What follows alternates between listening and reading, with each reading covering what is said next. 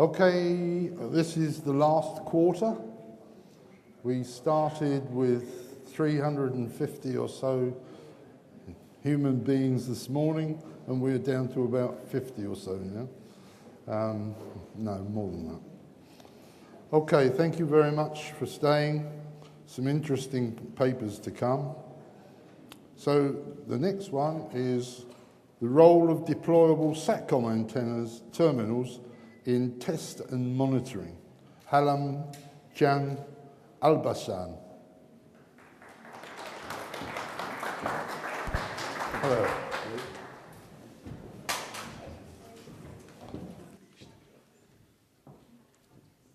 Welcome all. I am working with TÜBİTAK SAGE, which is a semi-state corporation, and I'm going to describe you how we make use of satellite communication technology in our field of work. First, I'm going to start with what we are doing in defense industry. Our main objective is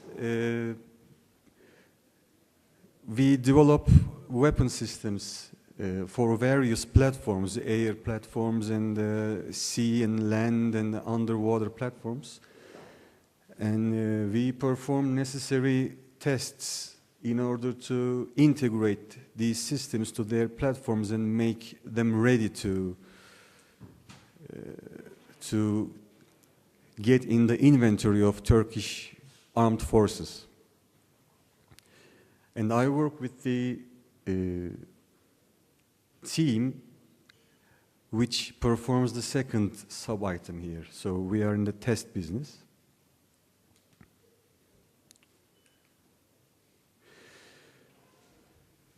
And what we do is we perform flight tests with a telemetry station where we download and monitor the telemetry data in real time from the telemetry ground station. And we usually deploy a test team in the telemetry ground station in order to decide if the test is going well, if it's okay to fire or release the weapon. And we started using, we decided that we need a Satcom infrastructure in order to prevent these managers and designers to go to the test site. And of course, the downloaded data needs to be transferred to the premises. And also, in some big test campaigns, we had very big VIP attendance, and it was really hard to welcome the VIP attendance in a test site where there is no conditions at all. So all of these items come up to the big reason, which is to save time and money. And of course, the biggest requirements of all is the reliability, which we need in the first place. Otherwise, the investment we made for Satcom terminals doesn't let us to save any time and money. So we have founded satellite communications and test monitoring infrastructure almost a couple of years ago. We have two stations, where one is fixed station, which you can see the specifications here, that is deployed in our premises. This is the receiver station mostly, but we also transmit from here, which is voice transmission and stuff. This is a very suitable place for test engineers to sit down and see the telemetering data in real time and also after the test. And at the same time, we are transferring the data to our premises. So this is a solution for all of our needs. Also, it's very suitable for hosting the VIP in our meeting rooms. And we have also a mobile station with a flyaway antenna where we deploy this system in the telemeter station. So as we telemeter the data from the weapon system, we at the same time send the data to the premises.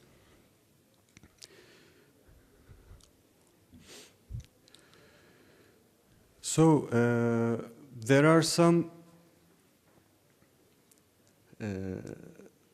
drawbacks to be aware for the developers of these systems that I want to state. Where the first group of the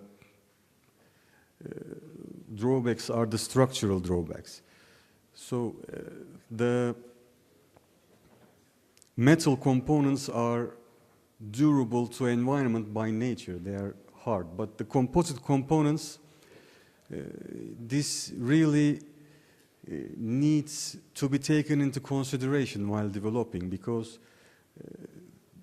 producing composite components really depends on lots of things. And if you don't plan it right from the beginning, you may have composite components that are very easy to bruise and wear out and break. So this is one of the risky parts of a possible system. And also mechanism details. When you have a tracking deployable antenna, it's always best to include an actuator lock for azimuth and elevation actuators, so that once you are tracking the satellite, you know that you keep tracking the satellite until the end of the mission. You won't go out of the satellite because of the wind or any environmental disturbances. And also some design details that I want to state, which developers might want to know, is that we need to know from the beginning that this is a system that we are developing for field use, not in the laboratories. So placing the connectors and similar parts correctly makes it important, because if you place connectors like down at the bottom of the system, it's easier to break or get damaged, or in a harsh weather conditions, it's easier to get wet or harmed. So placement of the connectors is really important for us. And if even one of the subsystems of a deployable terminal is not durable to environmental conditions, it is making the operators bounded for good weather. So you can make all of your system robust to environmental conditions, even if one of them, HBA or any other, you cannot use it once it started raining.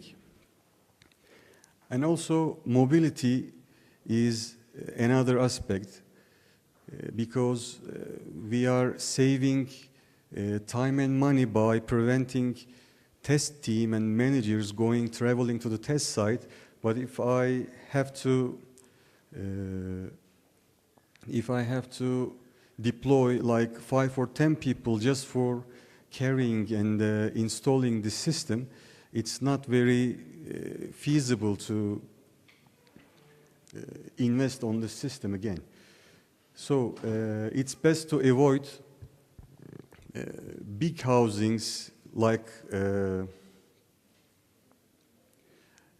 unnecessarily big housings for small components, and always it's good to avoid too heavy equipment, and if it needs to be too heavy, it's best to plan where to hold and carry these equipment.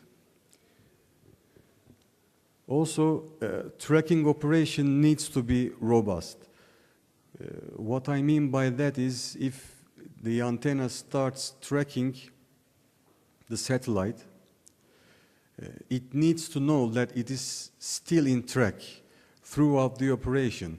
And if it is not tracking the satellite anymore, it needs to be aware that the antenna is not tracking anymore, so it needs to give a warning to the operators.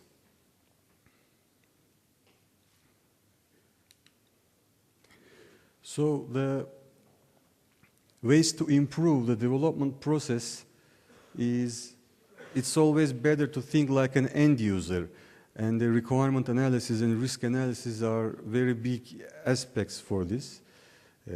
Even it's always a good idea to employ an end user in a development team, like a systems engineer or application engineer or some kind of thing.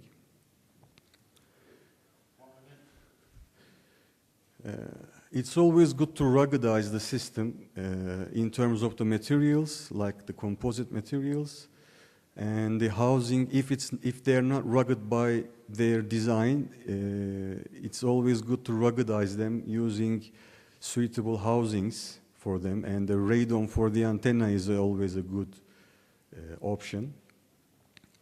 And of course, when you let your customers purchase some systems, it's always good to provide them with some spare parts where they will need throughout their operation urgently. So it's best not to break the missions for very simple components like cables and connectors and stuff. And thank you for listening. This is all.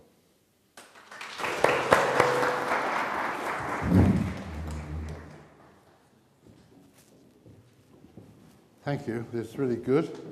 It's not often that you have feedback like that about a product.